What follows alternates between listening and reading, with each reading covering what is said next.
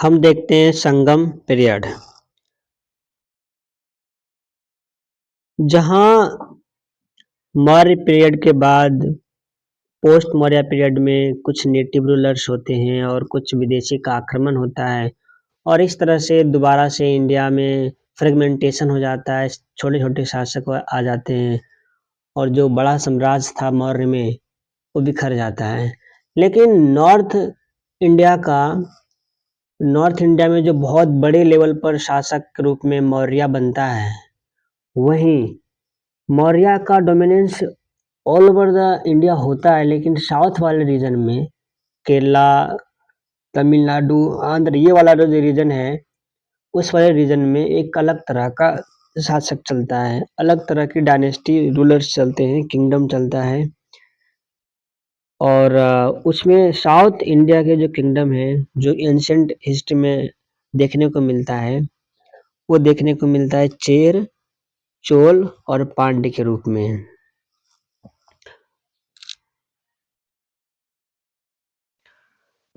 इनका south India में dominance था। थोड़ा सा हम इसके मैप से इसको समझते हैं। जैसे इंडिया के साउथ पार्ट का ये मैप है, इस साइड जो केरला वाला हिस्सा है, इस साइड केरला है और इस साइड डोमिनेंस था चेरा का।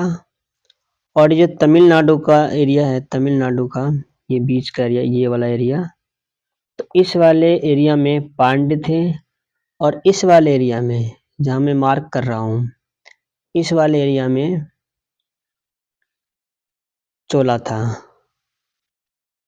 तो इस वाले केरला वाले साइड में चेरा, इस वाले साइड में पांड्या और इस वाले साइड में चोला।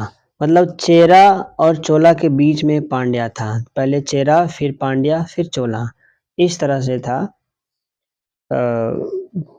कुछ डोमिनेंस। मतलब केरल वाले में चेरा, फिर इधर तमिलनाडु पांड्या और तमिलनाडु के ऊपर में आंध्रा साइड चोला डायनेस्टी का डोमिनेंस था।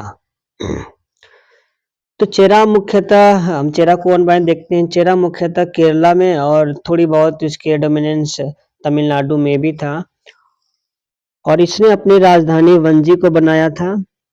इसके चूंकि ये कोस्टल एरिया में देखने को मिलता है, तो इसके कुछ पोर्ट भी थे, जैसे टोंडी वगैरह पोर्ट थे, लेकिन उतना हमें याद नहीं रखना है।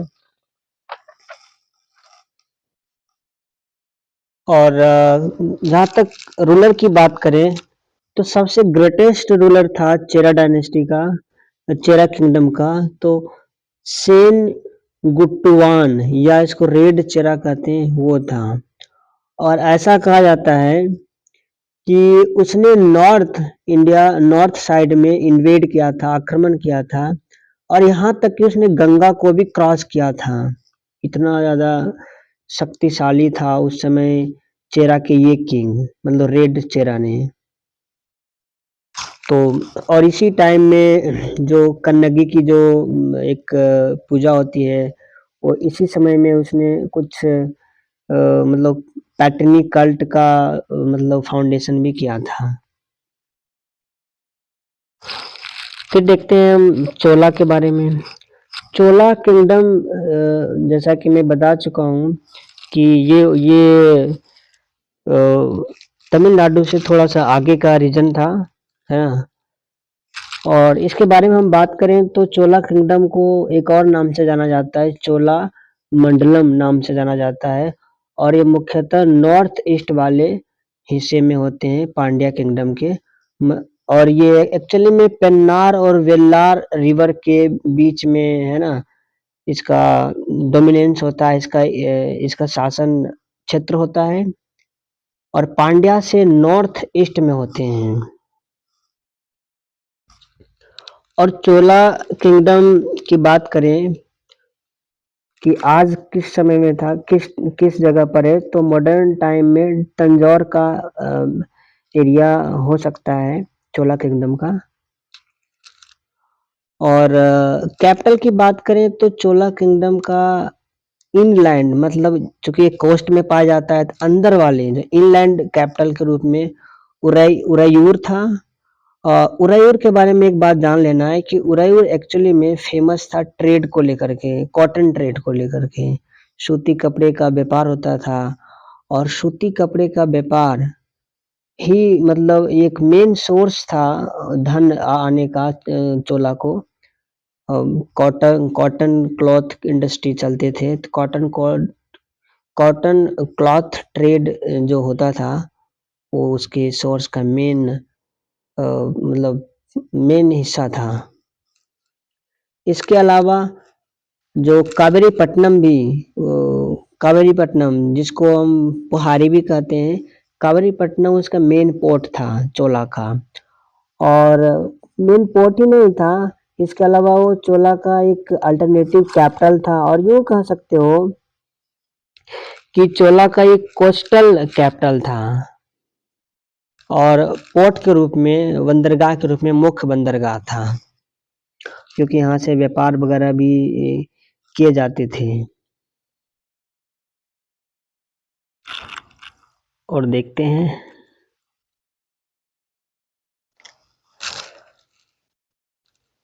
चोला किंगडम का ग्रेटेस्ट किंग था करिकाला।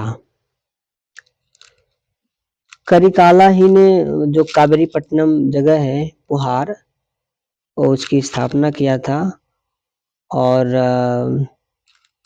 वो जो कि कावेरी नदी के किनारे ही इसने इसका कंस्ट्रक्शन किया। और ये कंस्ट्रक्शन किया था श्रीलंकन जो श्रीलंका के दासों की मदद से। यहाँ पर चारों ओर घेरा वगैरह 160 किलोमीटर का एम्बार्कमेंट बनाया था, तो इस तरह से किया उसने। इसके इसके पास चोला के पास एक नेवी भी, स्ट्रांग नेवी भी हुआ करते थे। और ऐसा कहा जाता है कि पल्लवा का अटैक ने जो नॉर्थ साइड से पल्लवा का अटैक होता है और चोला को बर्बाद कर देता है। देखते हैं फिर इसकी पांड्या के बारे में। तो पांड्या के बारे में पहली बार जब मेंशन किया गया मेगास्थनीज के द्वारा, उसने कहा था कि उसका जो राज्य था, है ना, मोतियों के लिए बहुत फेमस था, ऐसा मेगास्थनीज ने लिखा है। और साथ में पांड्या टेरिटरी की बात करें तो एक्चुअल में ये इसके सबसे इम्पोर्टेंट जो सिटी है मदुरई। एक्चुअल में मदुरई इसकी राजधानी, इनलैंड राजधानी है जो कि तमिलनाडु में पड़ता है। और इसकी जो कोस्टल कैपिटल थी, कोस्टल कैपिटल का नाम है कोरकाई। और ये मदुरई जो कि कैपिटल उसका है, मेन कैपिटल है, वो वैगाई नदी के किनारे पर बसा हुआ है।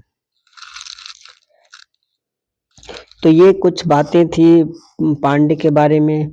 और इसी समय 3 संगम हुए थे। संगम की जब बात करें, चूंकि संगम पीरियड हम पढ़ रहे हैं, तो 3 संगम हुए थे, फर्स्ट, सेकेंड और थर्ड। और पहले संगम जो हुए थे और जो दूसरा संगम हुआ था, एक बार फिर से क्लैरिफाई करते हैं इसको हम।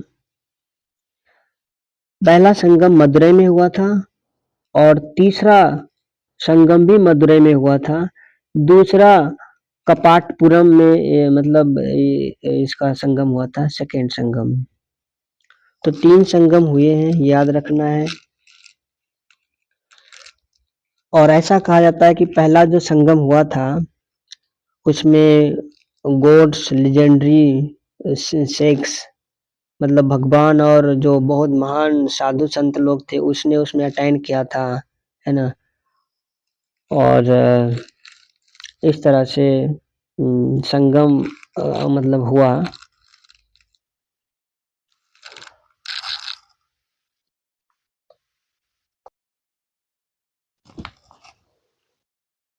और एक इम्पोर्टेंट पॉइंट भी जान लेना है कि कुराल कुराल जो कि एक तिरुवल्लुवर के द्वारा लिखी गई है, पुस्तक के ग्रंथ है। और उसके बारे में कहा जाता है कि ये 5th वेदा है, 5वाँ वेद है और इसके बारे में ये भी कहा जाता है कि तमिलनाडु का ये बाइबल है। तो ये इतना इम्पोर्टेंट है। तो 5th वेदा के रूप में कुरल को जाना जाता है। मैं लिख देता हूँ कुरल, कुरल।